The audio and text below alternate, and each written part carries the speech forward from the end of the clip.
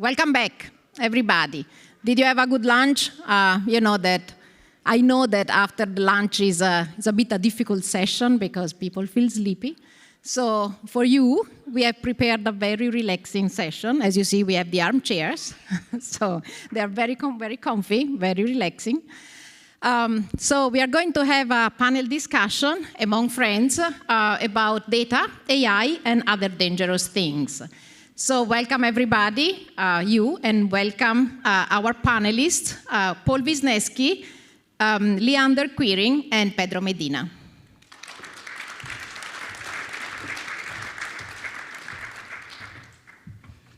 Hi, how are you? Good. So is the success metric if we put people to sleep? Okay, so shall we start with you just introducing yourself, telling us about your job and your area of expertise? Sure. So I'm Paul Wisniewski. I am the engineering director for the commercial innovation team at Big Bear AI. We're predictive analytics for the federal market in the US, but also healthcare and complex manufacturing. So my role is kind of rare earth development, looking for the next greatest technique, exploring, developing it, and then I support our commercial products for where we can bring AI, machine learning into those products. Hi, I'm Leander Quiring. My position is the Associate Vice President of Customer Universe and Promo Analytics at Canadian Tire Corporation.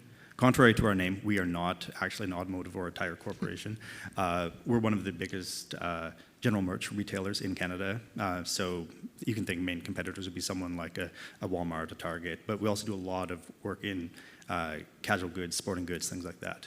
I started at Canadian Tire 14 years ago as basically precursor to a data scientist. So I've done a lot of mixed integer programming, forecasting models. Eventually, then we got into Knime and we started doing things like data apps. We added in like custom middleware so that we could bring in some mixed integer programming, and then now we're into loyalty customer modeling, which is not what I'll talk about today, but it's a lot of fun.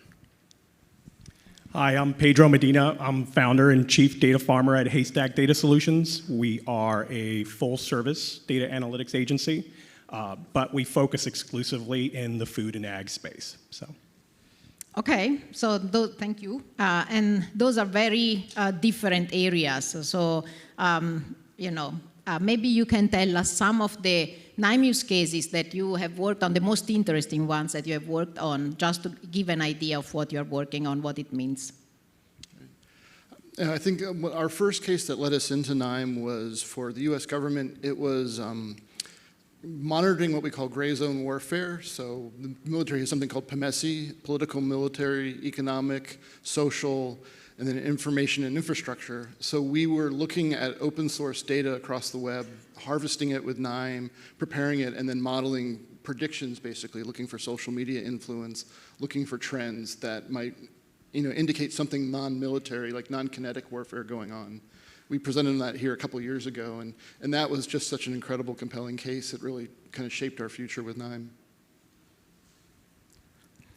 I've presented some of our work at the most recent Spring Data Talks and a couple of years ago in Berlin, so I won't talk about that. But some of the work that we've been doing recently with Knime, it's not necessarily the shiniest thing. There's no MLOps or anything like that, but it's very critical work. We're actually using Knime now as basically a data quality monitoring tool. We're looking because if we're trying to model, say, customer behavior, and we want to find out who's a pet owner, who might want to buy a particular product, things like that. We need to make sure that the data is really right because it's an individual person's behavior you're trying to model. So we need to trust our data. We've been using Knime recently to do that. We basically pull data from like 2 or 3 different systems.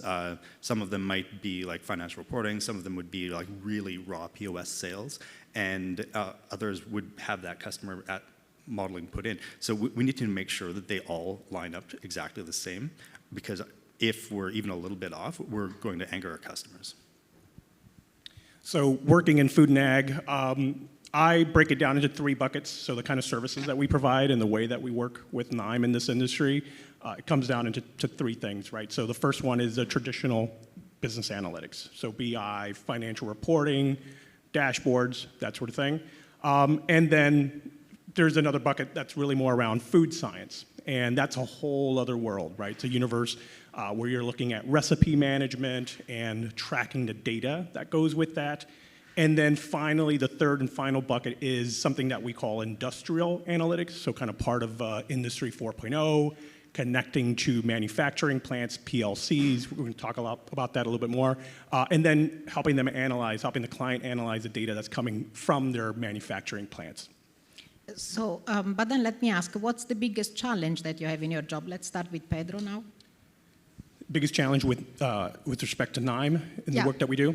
So I actually have a use case and a potential recommendation for potential nodes and solutions that Knime could probably help us with in the future, but especially in the area of industrial analytics, it's very difficult to get data out of these PLC systems, right? So you've got these OEMs, like one of them, German-based company called Siemens. You've got Allen Bradley. You've got several of these manufacturers. They each have their own unique specifications and how that data gets transmitted and how you can actually get access to that data. Very hard to do that. You have essentially what's called the OP, so that's OT, operational technology, compared to traditional IT that most of us work in. So it's a completely different universe. And I have, it would be great if there were some way that we can use Knime to connect directly to these PLC systems. Right now we have to go through an intermediary, we have to go through a database that gets collected at the OT level that may not be on a network that's easily accessible by Knime right now. So if they're in the future, so we see a lot of potential around Industry 4.0, and that's one use case that we think could really help us out. I think that some of the hardest work that we're doing right now, Knime is actually really, really well suited for, as is. The Will It Blend posts that I haven't seen them for a while, but Knime was publishing them for a while. That really feels like a lot of my day-to-day. Just, we need to pull data from 3 or 4 different systems. Fortunately, they are usually in a good database format. Not always, but it's always different, so we always have to find a way to put it together. But, well, if it has a JDBC driver, Knime can do it. If it's CSV, Excel, Knime can do it, so we can actually do the work we need to. So in both cases, it's kind of standardization and pulling data from many different data sources. It's the problem everybody has. Yeah, exactly. Yeah. And for you too? Well, to be blunt, justifying my existence is my biggest challenge. Because I am so forward-looking research and all that, sometimes it's often hard to quantify what we're going for, what it's going to do.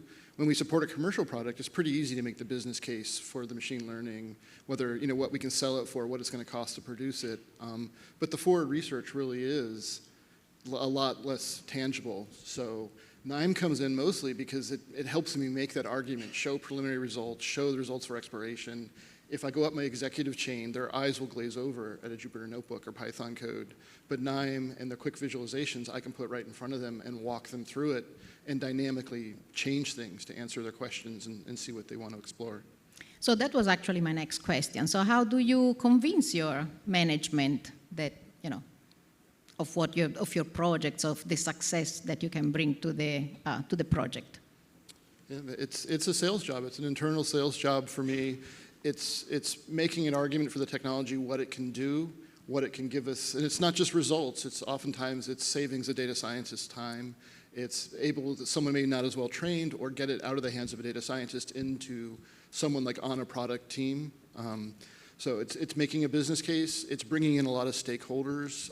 When I have to move something forward, you've got your sales team and pricing models. You've got kind of your customer enablement saying, we see the demand for it.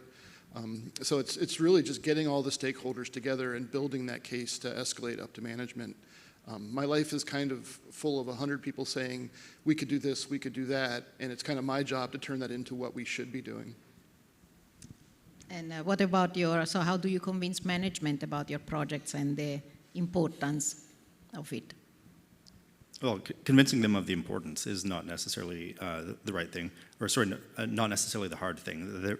Our management is very bought into what we're doing, but when we have to basically prove the truthfulness of what we've pulled out, of the insight we've pulled out, one of the easiest things to do is to say, find that manager in our data set as when it's a customer data set, or if it's not that, start with like a number that they know, but people know about their own behavior. So start with that person, find them in the data set, and it's actually quite useful with Knime because then you can actually bring up the execute the node, view the node, and say, okay, here's a row filter, here's you in the data set.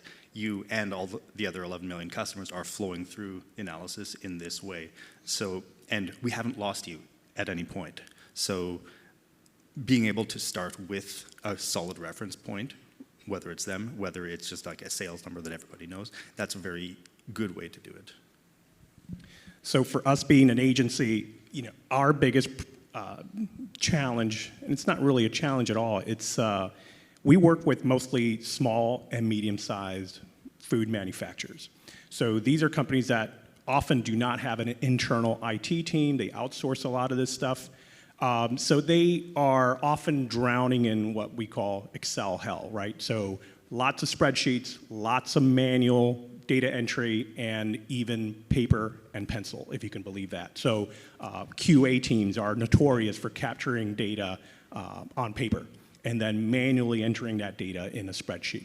So when we go in and demo Knime, when we go in and show them how easily you can put workflows together visually, and how it'll essentially automate much of your reporting, much of your analytics.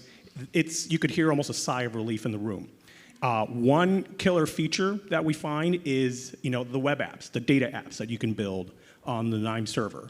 Giving a CEO or a CFO the ability to do what-if scenarios on their own and play with data by themselves, you could see their eyes light up. And so no longer having to stare at rows and columns of data in a spreadsheet. You automate your process, and it's right there documented visually for you to share organizationally. We think that Knime essentially can sell itself when you go into some of these companies. So you convince them with a data app. Exactly. That could be the title of a post. Okay, so I also wanted to open the discussion to you, to the floor, and online if there are any questions. So do you have any questions you would like to ask our panel?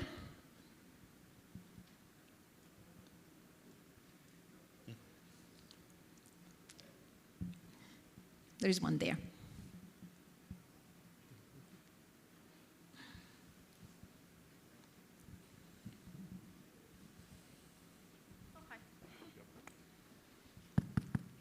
Hi. So one thing that I'm becoming more and more curious about has to do with how data scientists are spread around different teams in a company. So one question that I have is, like in your companies, do you folks have separate teams for data scientists, or are they mixed in all of the teams or in some of the teams? How is it divided?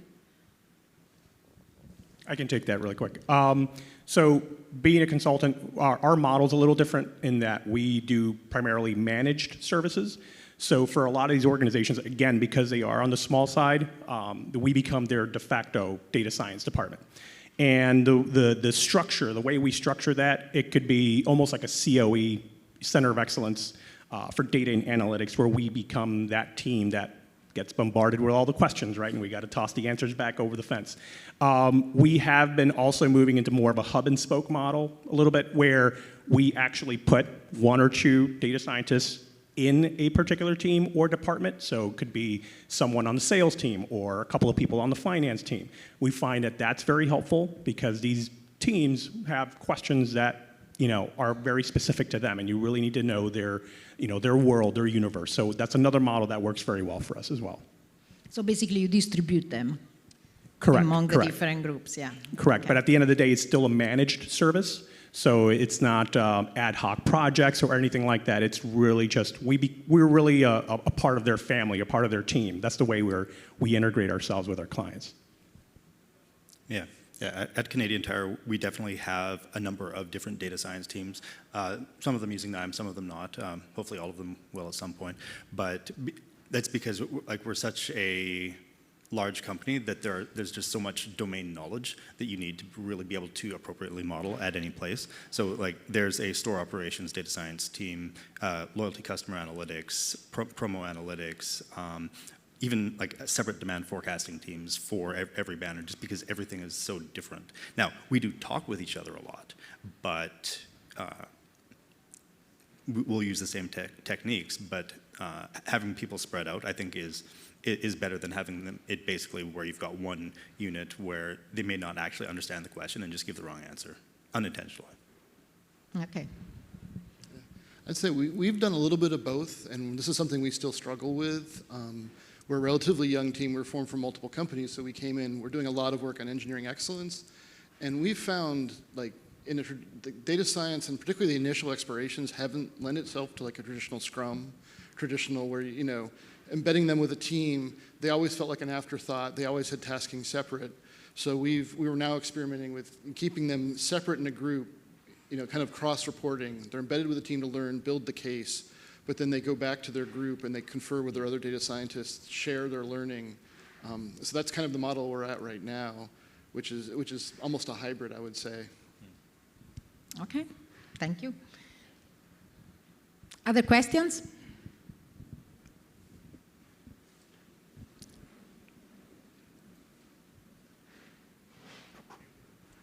Hi. One of the challenges in analytics is the quantitative justification of the ROI to top management. In your own respective organizations, how do you quantify and justify analytics initiatives, data science initiatives to upper management for approval? What are the better practices? Yeah. That's kind of a minefield, right? So analytics, ROI, as we call it, notoriously difficult to measure. We find a reason being is that most folks don't benchmark their analytics, or they don't benchmark the process that they're trying to apply the analytics to gain benefits from. And yes, there have been instances where we can actually measure and have hard numbers around the ROI. So one example is we did some freight analytics for a client. And they were never tracking that data properly. So they did not know that they were in fact overpaying a lot of these logistics companies. And once we built our workflow, we built our dashboard, they found immediate savings. So that's one where it's immediately quantifiable. But we try to avoid that minefield. Instead, what we look at is how many hours do we save? What are the people hours that we're actually able to save an organization, and how can we translate that into dollars? So not the traditional ROI analysis, but it's a proxy metric that we find that's a lot easier to measure, and our clients oftentimes tell us themselves. It's like, wow, we shaved 250 hours every year doing what you just automated or more. So we find that that's a way of delivering that sort of ROI, if you can. Yeah. For us, it can be challenging if you wanted to say, okay, in a particular initiative, X dollars came from the data science and Y dollars came from the rest of the business. And that's because it can be hard to, well, if say you do some analytics, you find out an example at Canadian Tire that has been around for a while. We analyze the profitability of a whole bunch of promotions, and then we make recommendations about which ones to proceed with, like to repeat next, or which ones to not. And that whole initiative, definitely, it increased that metric by hundreds and hundreds of millions of dollars. But how much of it came from the data science? How much of it came from the implementation? It's hard to split that, because without the data science team, they wouldn't have known which promos were actually useful. But if it was just the data science team without any implementation, so nothing would have happened. So I think if a team is meeting their targets and they are using the analytics, then it's a win, right? I think we're a bit different because we're commercial product focused. So we're a lot of looking at what can we sell the capability for. We're not necessarily selling our data science services.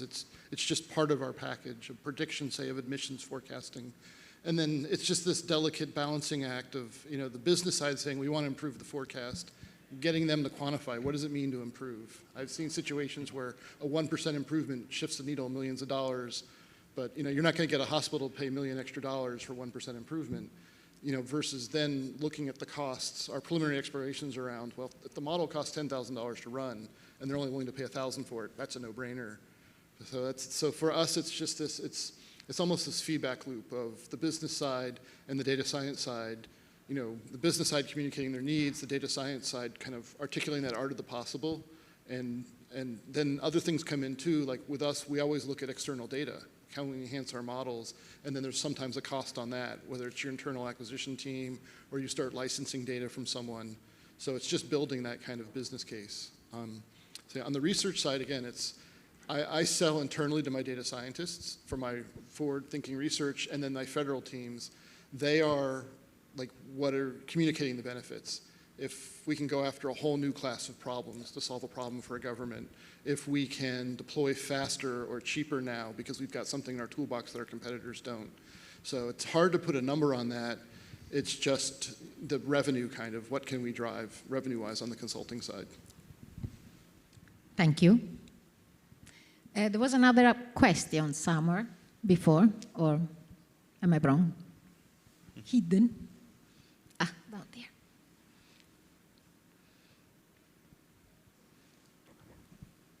So my question is for the consultants. So how do you serve your clients in relation to Knime? Do you have your own instance of Knime where you will process that data and give back insights?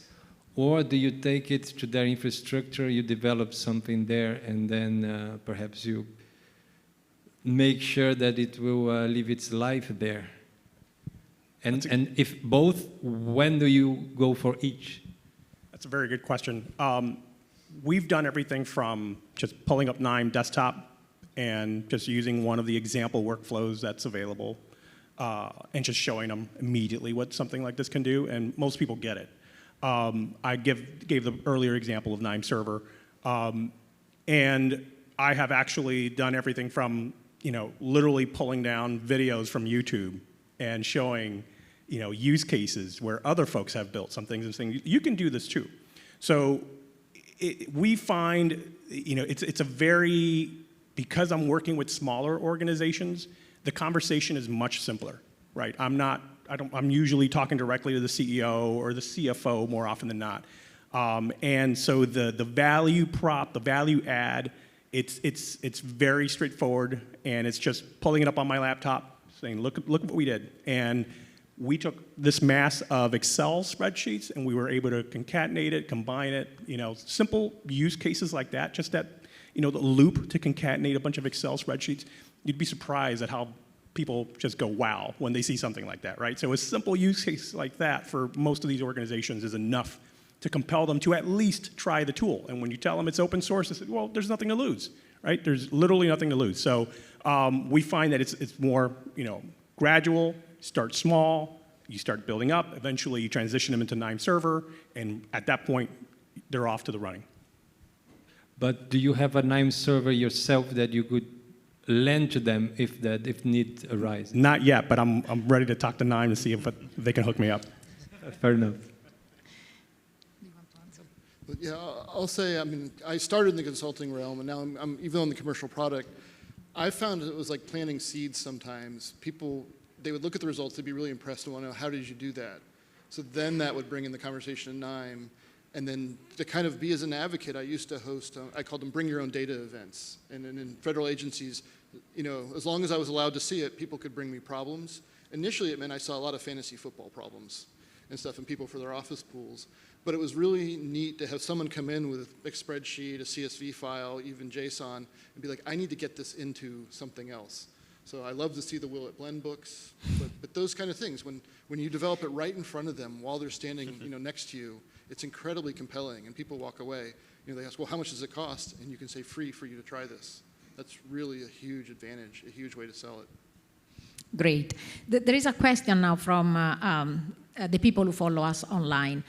Do you use formal methods to evaluate data science predictions against actual implementations to improve data science processes? Formal methods. Not sure how to answer that, but that's probably beyond the scope of 99% of the projects that we do. We don't do any of the deep learning stuff. We are focused on just immediate impact, right? These are immediate impact analytics. It's automation. We call it APA, right? So analytics process automation is the name that we give it.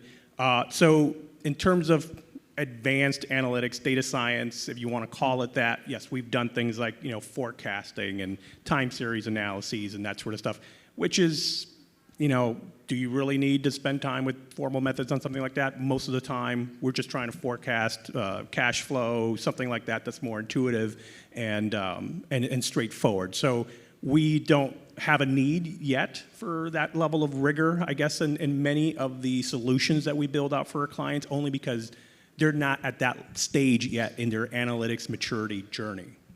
Yeah, that was also my question. So I wanted to know how advanced the analytics is, because the immediate gain comes from automating data processes, right? Exactly. Do you want to answer as well? Sure, I'll jump in. So when we definitely do use formal methods to compare different types of ML models or different sets of parameters have been tuned, things like that. So I guess that's a formal method there. When we do actually implement the results of our models, yeah, we go, so for example, I've got some people sitting in the audience there. They are doing customer lookalike modeling. So looking at, okay, here's a group of customers who have done a particular action. Here's another group of customers. They look very, very similar, but they haven't done that action. Let's see if we can induce them to take that action, like buying a product. So we do measure that. We'll give these groups of customers who may be like the main group, say, like pet owners. We'll give them the offers and then measure how many of them did actually use that offer, did actually buy a product. So is that a formal method? I think so. Like we do statistical analyses on that to make sure it was like significant and material and all that. But is it the same process every time? Not necessarily. I see. Yeah, this is actually a lot of my research around, I'm really interested in auto machine learning. How can you auto-enhance, auto-augment models with additional data and so on? So we're really exploring a lot of really formal methodology for that process. I can't, ask me next year when we have the patents and I can tell you more. Okay. Okay, so there are only 2.5 minutes left. I think we can close here unless there is some very, very urgent question. So I don't see that. Okay, thank you. Thank you for your time. Thank you for your answers. And we can move to the next talk. Thank you. Thank you.